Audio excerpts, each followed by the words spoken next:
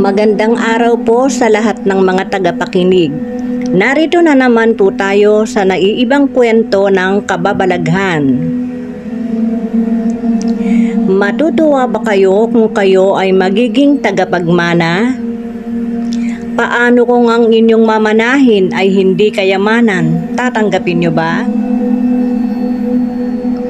Bago po natin simulan ang aking kwento, please like and subscribe bilang suporta sa aking channel. Dear Mommy Lynn, ako po si Emma at ito ang aking kwento. Noong bata pa ako ay narinig ko na kay inay na ako ang gagawin niyang tagapagmana. Palibhas ay bata pa nga ako at walang muwang kaya binaliwala ko yon. At noong ako ay maging dalaga na ay sinabi rin sa akin ni inay na ako nga ang tagapagmana. Ay nagtaka ako. Ano ang aking mamanahin? Ang alam ko ay wala namang kaming kayamanan. Ang lupang kinatatayuan ng aming bahay ay hindi pa sa amin. Nag-iisa lamang akong anak ng aking mga magulang. Mula noong bata ako ay natatandaan kong kahit minsan ay hindi sumasabay sa pagkain namin si inay. Kami lamang ng tatay ko ang palaging magkasalo sa umaga, tanghali man o gabi. Nakikita ko naman ang pagmamahal at pag-aalaga sa akin ni inay. Iyon nga lang, pagdating sa pagkain ay si tatay ang nagluluto. Kapag gusto kong tawagin si inay para kumain ay pinipigil ako ni itay. Hayaan ko na lang daw matulog dahil puyat at may trabaho sa gabi. Sa araw kasi ay natutulog si inay at kapag gabi na ay gising na ito at kami naman ni itay ay matutulog na. Wala naman akong alam kung ano ang ginagawa niya basta sabi ni itay ay may trabaho. Malayo kami sa mga kabahayan kaya kahit magsisigaw o anumang gawin ay walang makakaalam o makakarinig. Maliban na lamang kung may magdaraan malapit sa bahay namin. Madalas sa gabi ay nakakarinig ako ng mga alulong ng aso at malakas na pagaspas ng pakpak na tila malapit lang sa bahay namin.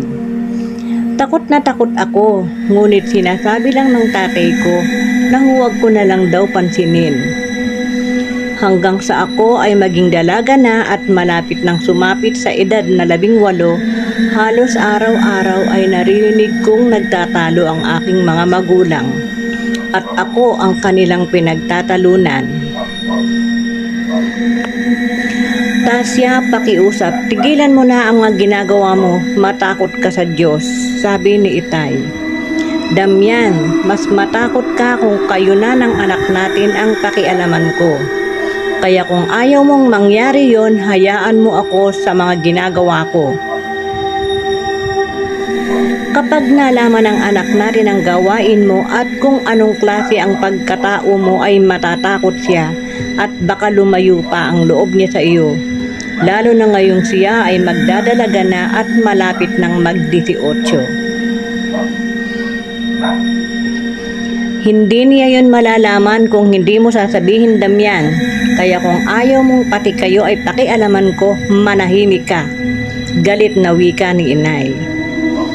Nang sabihin ni itay na ako ay nagdadalaga na, nakita ko ang kislap ng tuwa sa mga mata ni inay. Oo, Damian, dalaga ng ating anak. At malapit na ring sumapit sa takdang edad at siya ang gagawin kong tagapagmana.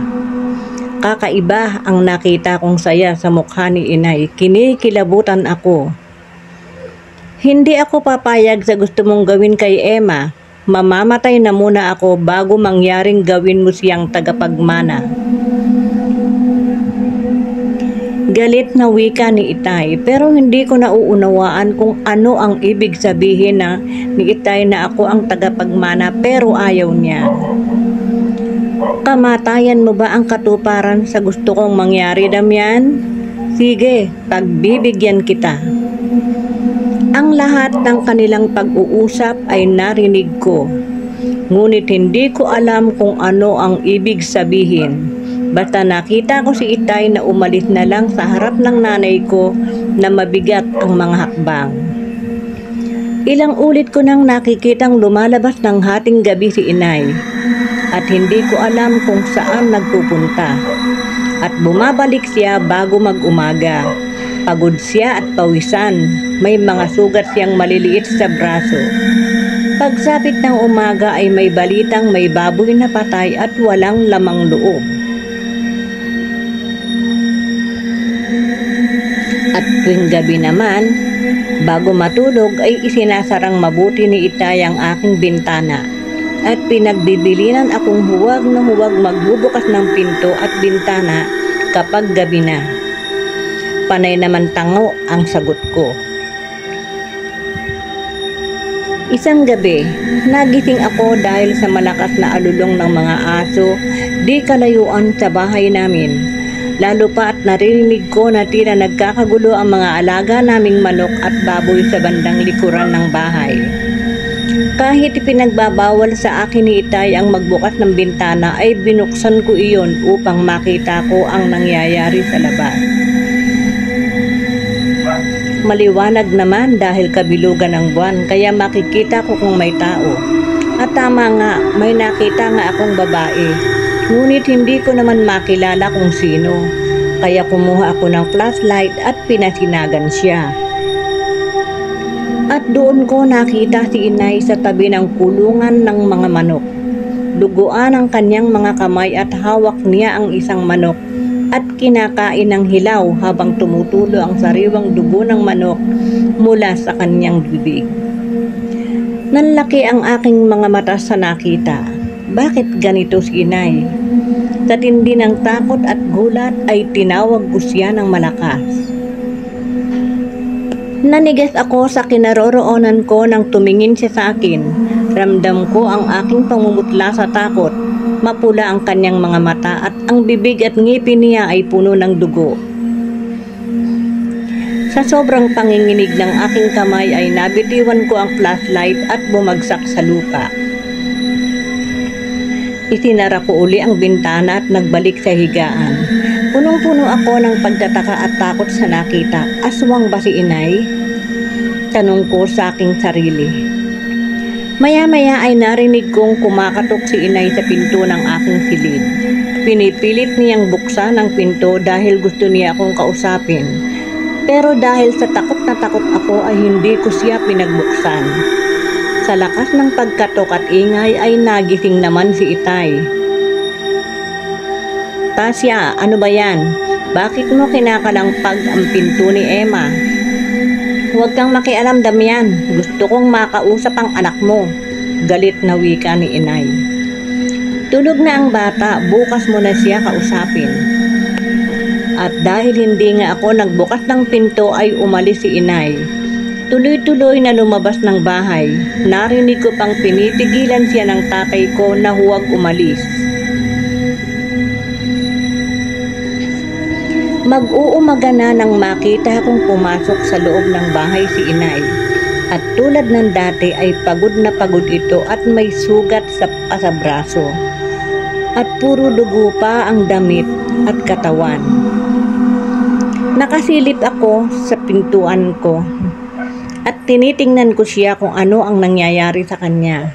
Hindi ko siya magawang tawagin o kausapin dahil natatakot ako.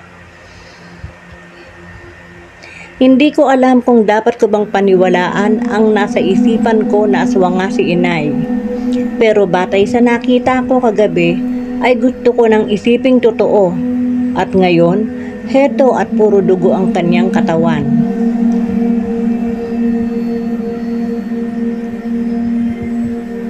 Maya-maya ay narinig ko na lamang ang paglagaslas ng tubig mula sa banyo. Naliligo na siya. Marahil ay nililinis niya ang duguan niyang katawan. Mag-uumaga na narinig ko ang pagkakagulo ng mga taong nagdaraan. May namatay daw na buntis. Wakwak ang tiyan at wala na ang batang ipinagbubuntis ng 5 buwan. Lumabas ako ng bahay at natanaw ko nga sa di kalayuan ng ilang mga tao na nagkakagulo. Patakbo akong tinungo ang lugar na iyon. Pagdating doon, halos bumaliktad ang sikmura ko nang makita ang bangkay ng babae. Naliligo ito sa sariling dugo at nakabukas ang tiyan. Wala na rin ang lamang loob. Galit na galit ang asawa ng biktima at ang mga magulang na kung malalaman nila kung sino ang aswang na pumatay sa babae, ay papatayin din nila ang buong pamilya. Naglakad akong pabalik sa bahay, nagulong-gulo ang isip si inay. Ang itsura niya, ang dugo sa kanyang damit, ang sugat sa braso, ano ang ibig sabihin niyon?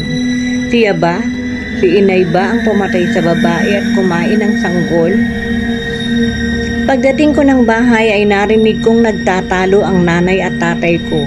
Dinig na dinig ko ang pinagtatalunan nila. Tasya, kailan ka titigil sa ginagawa mo? Kailan ka titigil sa pagpatay at pagkain ng tao? Sabi ng tatay ko. Hanggat nabubuhay ako, Damian, gagawin ko yon. Paano kung mapatay ka ng taong bayan, Tasya? Pakiusap, tumigil ka na sa ginagawa mo. Sinabi ko na sa iyo, Damian, na huwag kang makikialam kahit ano ang gawin ko. Kung ayaw mong pati ikaw ay... Natigilan si inay. Na ano? Na pati ako ay bibiktimahin mo? Na pati ako ay kakainin mo? Sabi ni itay. Nanlaki ang aking mga mata sa narinig. Diyos ko, si inay nga ang aswang at pumatay sa babae. Siya ang kumain ng bata sa sinapupunan. Dahan-dahan akong pumasok sa aking silid at sinarang mabuti ang pinto. Ayoko munang makita at makausap si inay. Sa buong maghapon ay hindi ako lumabas. Nakatulog ako ng gabing iyon dahil pagod na pagod ang utak ko sa kakaisip tungkol kay inay. Kaya hindi ko na alam ang mga sumunod na pangyayari. Wala akong kamalay-malay na buhay na pala ng aking ama ang nakahandang mawala. Tasya, bakit ganyan ang tingin mo sa akin? Ayokong may humadlang sa mga gusto kong gawin, lalong-lalo na kay Emma at sa gabal ka, Damian. Unti-unting nagbago ng anyo si Tasya. Umaba ang mga kuko nito at ang ngipin ay matutulis at naglalaway. Mapupula ang mga mata at naging gusot-gusot ang mahabang buhok. Huwag, Tasya, asawa mo ako. Kung ano man ang iniisip mo, huwag mo nang ituloy. Iyon lang ang nasambit ni Damian dahil hinawakan na siya sa liig ni Tasya. Nanlaban siya ngunit masigit na lakas ng aswang na si Tasya. Hanggang sa naibaon na nito ang matutulis na kuko sa tiyan ng asawa at dinukot ang mga lamang loob. Sabik na sabik si Tasya sa sariwang dugo at laman ng asawa. Hinigo pa nito ang dugo habang nagkikisay ito. Kitang-kita pa ni Damian ang kahayukan ng asawa. Bagamat wala na siyang lakas, ay nagawa pa niyang sambitin ng malakas ang pangalan ng anak bago tuluyang nalagutan ng hininga. Napabalikos naman ako ng bango nang marinig ko ang malakas na pagtawag sa akin ni itay. Dali-dali akong bumangon at lumabas sa aking silid. Malakas kong itinulak ang pinto ng silid nila ni inay. At doon ay tumambad sa akin ang karimari-marim na eksena. Ang tatay ko ay kinakain ng buhay ng aking ina. Nakakatakot ang itsura ni inay. Mapupula ang mga mata at gusot-gusot ang buhok. Kitang-kita ko ang kahayukan niya sa laman loob ng tao. Malakas akong napasigaw. Inay, bakit si tatay?